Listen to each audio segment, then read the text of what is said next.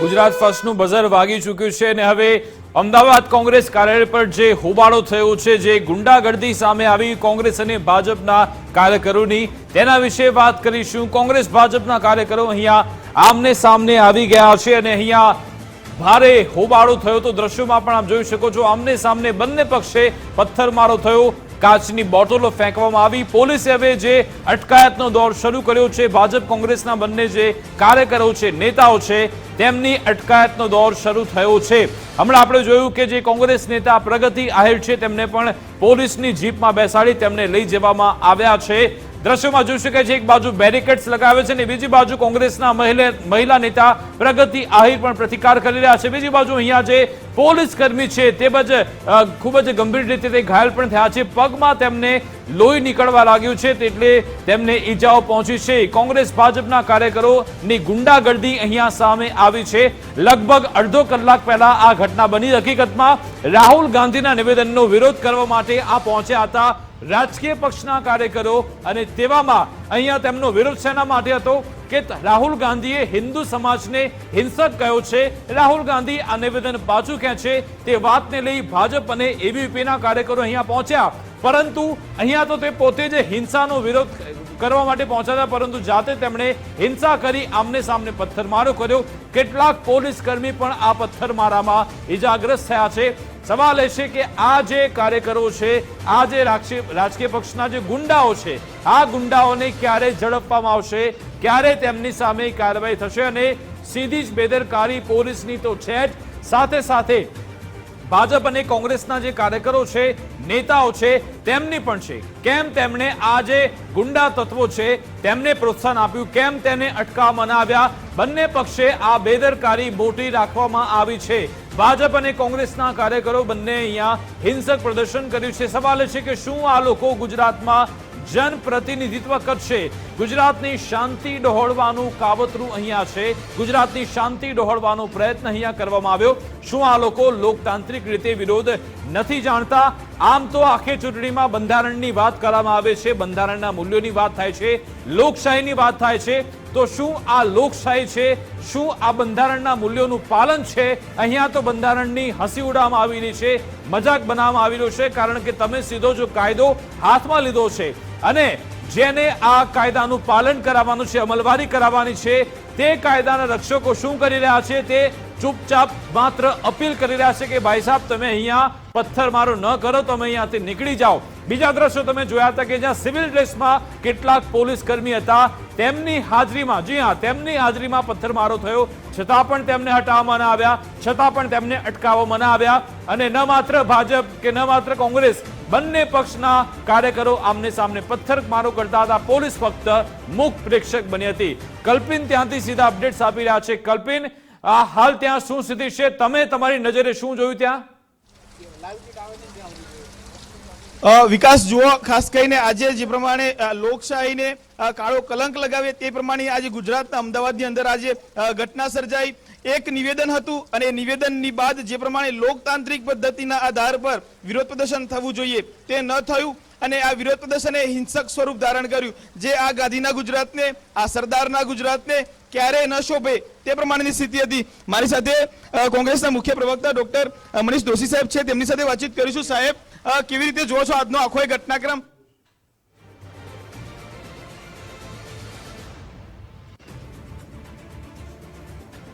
તો હવે આક્ષેપ પ્રત્યે આક્ષેપનો દોર શરૂ થશે, પરંતુ હવે ઘોડા છૂટ્યા બાદ તબેલાને તાળા મારવા જેવો ઘાટ સર્જાવાનો છે, કારણ કે હવે કાર્યકરોની અટકાયતનો દોર શરૂ થયો છે। જો કે આ જે સખ્તાઈ છે તે પોલીસે પહેલા રાખવાની જરૂરિયાત હતી। જી હા, કારણ કે આ મામલો જ્યારે બન્યો, જ્યારે આ વિરોધની શરૂઆત થઈ, પોલીસને ઇનપુટ્સ મળી જ ગયા છે, પરંતુ અહીંયા પોલીસે પણ ક્યાંક છૂટો દોર આપ્યો હોય તેવું લાગી રહ્યું છે। પોલીસે પોતાની જે ઢીલી નીતિ અપનાવી તેના કારણે જ આખી આ ઘટના બની છે।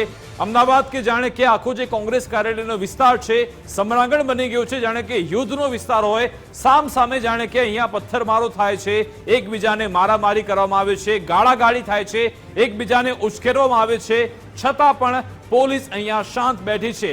આખા વિસ્તારની જે દુકાનો છે તે બંધ થઈ ગઈ છે। તમે જોયું કે ઘણા બધાની જે લારીઓ છે તે ઊંધી પડી ગઈ હતી, તેમનો જે માલ સામાન છે તે પણ ખરાબ થઈ ગયો હતો। કોના કારણે? આ રાજકીય પક્ષોના કેટલાક એવા ગુંડા તત્વોના કારણે કે જેમણે આખો માહોલ બગાડ્યો છે. ભાજપ અને કોંગ્રેસ બંને પક્ષના નેતા કાર્યકરો છે કે જેમણે આ કર્યું છે. દ્રશ્યમાં જોઈ શકો છો શૈલેષ પરમાર, તેમની પણ અટકાયત કરવામાં આવી છે. ધારાસભ્ય શૈલેષ પરમાર, તેમની પણ અટકાયત થઈ અને હવે કોંગ્રેસ કાર્યાલયમાં પહોંચી ગઈ છે પોલીસની ટીમ.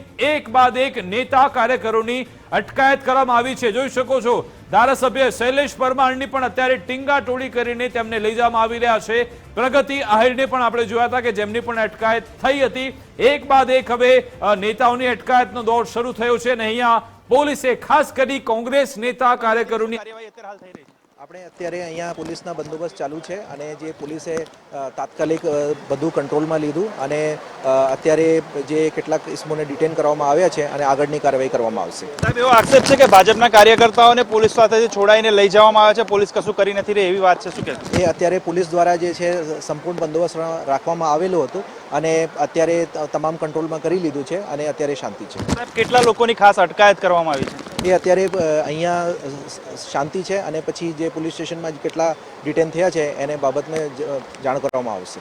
સમગ્ર પ્રક્રિયામાં જે ઘટના બની છે તેનું ચકાસણી કઈ બાબતે કરવામાં આવશે? ખાસ સીસીટીવી અથવા તો કેવી રીતે ચકાસ કરવામાં આવશે? અત્યારે જે બધું બનાવ બન્યું છે એમાં પોલીસે તાત્કાલિક કંટ્રોલ કરી લીધું છે અને સીસીટીવી અને કેમેરા દ્વારા જે વિડીયો લીધેલ છે એની ચકાસણી કરવામાં આવશે, આગળની કાર્યવાહી કરવામાં આવશે. ચોક્કસથી તો ખાસ કોંગ્રેસ ઓફિસ ખાતે જે ભાજપ અને કોંગ્રેસના કાર્યકર્તાઓની જે છૂટા હતા અને પથ્થરમારાની બબાલ થઈ હતી ને તેમાં પોલીસની અત્યારે હાલ કામગીરી ચાલુ છે ને પોલીસ દ્વારા અટકાયતો કરવામાં આવી છે. જરૂર પડે સીસીટીવી અને વિડીયોના આધારે જે સમગ્ર જે લોકો અંદર સામેલ છે તેમની તપાસ કરવામાં આવશે અને આગળની કાર્યવાહી કરવામાં આવશે. કેમેરામેન નિકુંજ પ્રજાપતિ સાથે સચિન કડિયા, ગુજરાત ફર્સ્ટ, અમદાવાદ.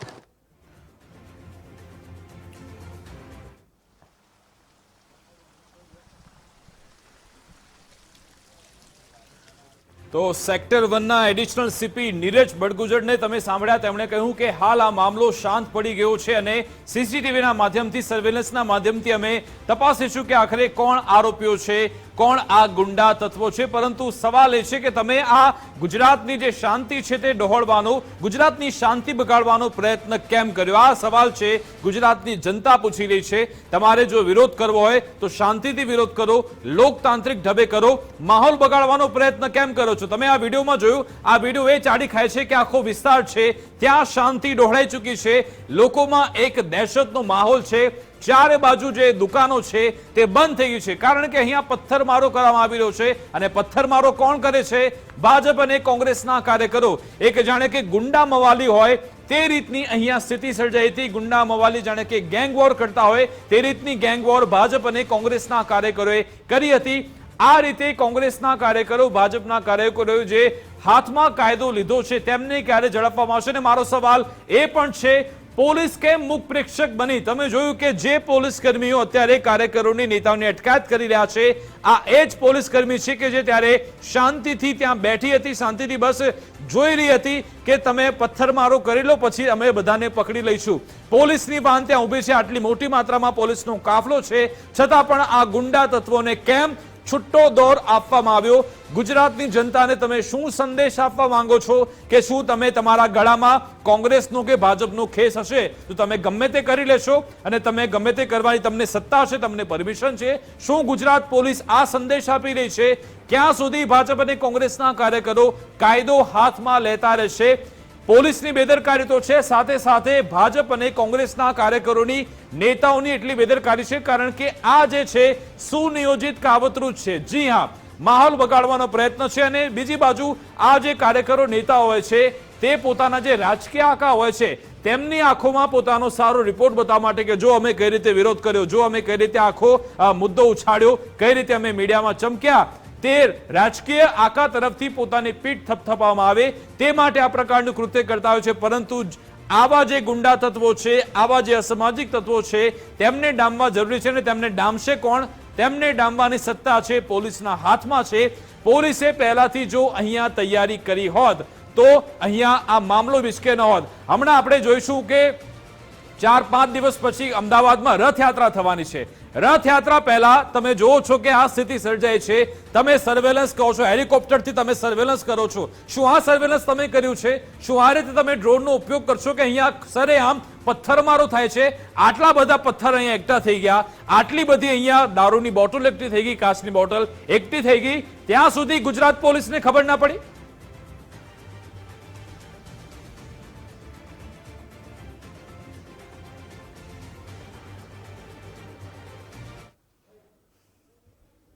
હિન્દુઓને પણ હિંસાવાળા કહેવામાં અને પોતે કોંગ્રેસ હિંસા કરી રહી છે. તમે જોઈ રહ્યા છો પથ્થરમારો કરી રહી છે. અમે શાંતિપૂર્ણ વિરોધ પ્રદર્શન કરી રહ્યા હતા ત્યારે એમણે પથ્થરમારો ચલાવ્યો છે, ઈંટોને ઈંટો નાખી રહ્યા હતા. દારૂની બોટલો, કોંગ્રેસના કાર્યાલયમાં દારૂની બોટલો શું કરતી હતી? પ્રદર્શન થતું હતું, સૂત્રોચ્ચાર થતું હતું ને એ લોકોએ પથ્થર મારવાની શરૂઆત કરી. અમે એમના કાર્યાલય ગયા પણ નથી, એ લોકોએ દૂર ઉભા પથ્થર માર્યા. પૂર્ણપણે ભારતીય જનતા પાર્ટીના ગુંડાઓને જાણે છૂટ મળી હોય એ પ્રકારનો ઘાટ જોવા મળ્યો. એ લાઠી દંડા અને પથ્થર સાથે શરૂઆત કરી. સંપૂર્ણપણે શાંતિપૂર્ણ રીતે કોંગ્રેસના કાર્યકર્તાઓ અહીંયા નારા લગાવી રહ્યા હતા, ત્યાંથી પથ્થરમારો શરૂ થયો અને લાઠીઓની સાથે બેનરો. તો આક્ષેપ પ્રતિ આક્ષેપનો દોર શરૂ થયો છે. પેલા કહી રહ્યા છે કે આમણે બબાલ કરી, પેલા કહી રહ્યા છે કે આમણે પથ્થરમારો કર્યો હતો, પરંતુ બંને સીધી રીતે જવાબદાર છે, જેના દ્રશ્યો પણ સામે આવી ગયા છે. અને પોલીસ લાચાર થઈ આ બંનેને છૂટો દોર મળી ગયો. ભાજપ અને કોંગ્રેસને પછી આખો માહોલ તેમણે બગાડી નાખ્યો. કોંગ્રેસ ભાજપના કાર્યકરોની સરા જાહેર ગુંડાગર્દી થઈ છે. અને આખા વિવાદના મૂળમાં શું છે? વિવાદના મૂળમાં છે રાહુલ ગાંધી. જી હા, રાહુલ ગાંધીનો વિરોધ કરવા માટે આ ભાજપના કાર્યકરો, એબીવીપીના કાર્યકરો અહીંયા પહોંચ્યા હતા. તેમનું એવું કહેવું છે કે આખા હિન્દુ સમાજને હિંસક કહેવામાં આવ્યો છે, એટલા માટે અમે વિરોધ કરવા આવ્યા છે. અને રાહુલ ગાંધી પોતાનું નિવેદન પાછું લે તે માટે એબીવીપી અને ભાજપના કાર્યકરો અહીંયા વિરોધ માટે પહોંચ્યા હતા. પરંતુ આ વિરોધની સીધી જે હિંસા અહીંયા થઈ ગઈ છે. વિરોધ શેના માટે હતો? વિરોધ એટલા માટે હતો કે તમે હિન્દુ સમાજને હિંસક કેમ કહ્યો, પરંતુ અહીંયા તો તમે સીધી જ હિંસાને પ્રોત્સાહન આપી રહ્યા છો. અહીંયા તમે હિંસા વધારી રહ્યા છો. બીજા લોકોને પણ આ રસ્તો બતાવી રહ્યા છો કે જો તમારે મીડિયામાં ચમકવું હોય, તમારે મુદ્દો ઉછાળવો હોય તો તમે હિંસા હાથમાં લઈ શકો છો, પરંતુ ના, તમે ગુજરાતમાં કાયદો ક્યારે પણ હાથમાં ન લઈ શકો. અને જે જવાબદાર પોલીસ કર્મીઓ છે તેમની સામે પણ કાર્યવાહી થવી જરૂરી છે, કારણ કે 4 દિવસ પછી આપણા અમદાવાદમાં રથયાત્રાનું આયોજન થવાનું છે. રથયાત્રા પહેલા અમદાવાદમાં આ સ્થિતિ સર્જાય તે શરમજનક બાબત છે. पुलिस ने तकेदारी बंदोबस्त लगाया हुआ था. हमारे यहाँ पे डीसीपी, एसीपी कक्षा के अधिकारी, पीआई कक्षा के अधिकारी और सफिशिएंट बंदोबस्त हमने यहाँ डिप्लॉय किया हुआ था.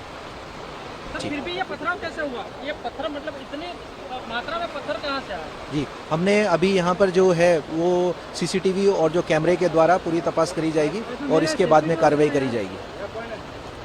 जी.